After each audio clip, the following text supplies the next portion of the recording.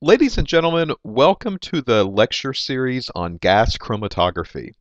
My name is Tracy Holbrook, and I'm the Program Director of the Chemical Technology Program at Cape Fear Community College, located at the downtown campus in Wilmington, North Carolina. You're watching this video series because you're one of two groups of people. Either one, you're a group of students who are involved in our annual Chemtechathon competition, and you need to watch these videos because you need to know what you're going to be doing in the instrumentation training portion of the competition. Or number two, you're watching this as a student in our program.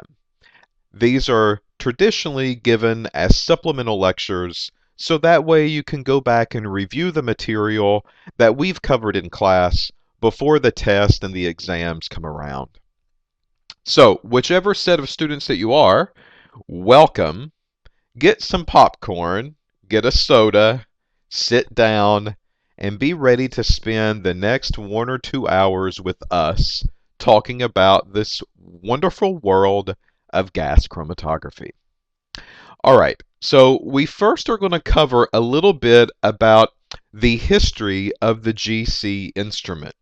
So whenever we talk about gas chromatography, the very first thing that you have to realize is that gas chromatography is a very long word to write out, and we are kind of lazy, and we don't want to write gas chromatography every time.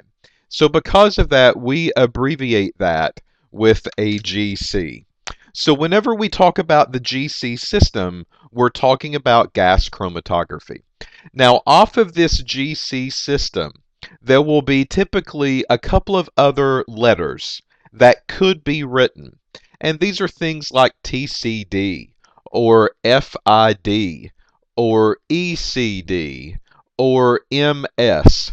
And all of these are regarding a certain particular piece of the instrument. And we will eventually make it to that point. But for now, just keep in mind that a gas chromatography system is abbreviated with a G and a C. So we're going to talk about the history of the machine. We're going to talk about the theory of the instrument. How does it work? We're also going to talk about the analysis of the instrument. What do I do with the data once I get it? And then finally, we'll review some of the software pieces that you will need to remember and know how to do on the day of the competition or on the day of the lab practical. All right, so what comes up next is a little bit of history about the instrument as a whole. So GC's gas chromatography, and what you have to understand is that chromatography is the separation of complex mixtures. All right, so for instance, let's say that I have a sample that has been brought in to the laboratory. This sample probably is not going to be pure, right? So I've got this liquid in a beaker, and there's probably going to be some stuff in the beaker. All right. But if it was a pure compound, it would just be one type of stuff that's in the beaker. And rarely do we ever get to that case. We always typically have some type of sample that's donated or given to the laboratory that could be made up of multiple different components.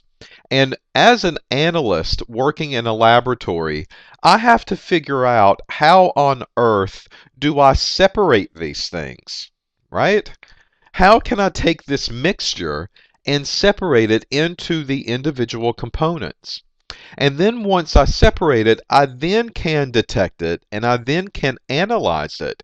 But I have to make sure the mixture is broken up first. Well, that's the field of chromatography. That's what chromatography does. It allows us to take a mixture and it allows us to separate them.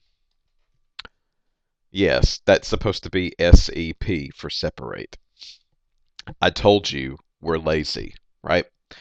Okay, so gas chromatography will actually do this separation using a gas. That's why we call it gas chromatography, right? It's not rocket science. We try to make it easy for you to understand. Okay, so this sample is given to the lab. It's made up of multiple things. The lab will then try to separate this mixture into the individual components. Well, gas chromatography is just one of the options that I have in order to do the separation. And this does the separation through a gas. Now, we'll talk about the types of gases. We'll talk about the importance of the gases a little bit later, but it does its job using a type of gas. So GC dates back to about 60 years ago. You maybe think that's old, but actually that's fairly new. So 60 years ago, we had people working in a laboratory, and the GC systems look nothing like what they look like today. They are completely different. They were completely different. But it was the first chromatography method that analysts began to use in a laboratory to separate things. Now, the problem with GC is that these samples that are given for analysis, they really only work well if they are volatile. All right? So if they are volatile, they will work well on GC in general terms. Now, what does volatile mean? Well, you might think that volatile means explode. And that's typically the answer that I always get. But you know what? It doesn't really mean explode. Volatile compounds can lead to explosions. That it's true. But volatile just really means that it can evaporate very well and very quickly. Right? So for instance, your acetone, if you love to paint your fingernails and you like to use acetone to remove the paint, then acetone, if you squirt it on the top of a lab bench or on a desk, well, it's going to evaporate off very quickly. Because of that, acetone is very volatile, and acetone will do a very good job in the GC system. So that's what we mean when we talk about volatile and volatility. It's not explosiveness, it's just can it evaporate very quickly or not. And the things that do are very well suited for a GC system. Now, when I say that, this is the biggest drawback of a GC system because you have to rely on things to be volatile. There's no way around it. If the thing is not going to evaporate, the GC system is not going to really do any good for you as far as separating the components from each other. So in order to be volatile, we typically see a few trends. First, the samples must show low molecular weights. These are very tiny compounds typically. Molecular weights are really small. If the molecular weights are small, the intramolecular forces are typically small. And if those forces are small, then the boiling points are very low. And that is what we term as a volatile.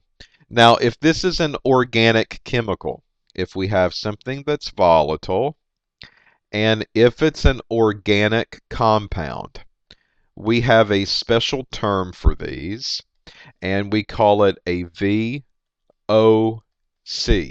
Again, I told you that we were lazy. And a VOC stands for volatile organic compounds. These work great in a GC system. That's what you're after. You're after a VOC type of related compound, right? If the compound cannot be turned into a gas easily, then it cannot be analyzed in the GC system, all right? That is one of the criterias, and as you will discover, the machine is made a certain way. And this machine, the way that it has to take the samples, has to rely on the compound to turn into a gas in order for it to move throughout the instrument. Again, go back to the word itself, gas chromatography. It works on gases and it relies on samples to become gases in order to analyze. All right? So what are we actually going to be using? What does it really look like? Well, this is a picture of our Shimatsu GC 2010 system. And this is what you will be using on our campus. The GC, gas chromatography, the 2010 model is basically the year that it was released. So we give it a date, its birth, right? What you'll see on top here is what we call an auto injector. And this auto injector has a syringe on the inside of that box. And this will inject the sample for you. So the only thing that you really have to do is load up a sample in a sample tray that will be housed here to the left-hand side. The software on the computer really drives the entire thing. The software downloads the parameters onto the machine. The software will analyze the data. The software will generate the reports, and the software will allow you to print the reports once the samples are finished. But this is a picture of what you will be using in our laboratory. Now we have multiple GC systems. This is just one of them. We also have miniature GC systems that you will probably use as well.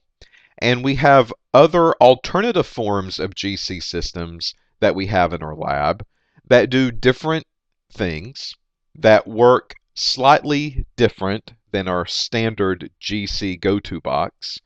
But these we're not going to talk about. We're just going to talk about our universal GC system that you will be exposed to most often, either throughout the competition or in our class itself. All right, so this is just really an introduction to the world of gas chromatography. So hopefully I've not bored you to death yet, because there's many more videos that will follow this.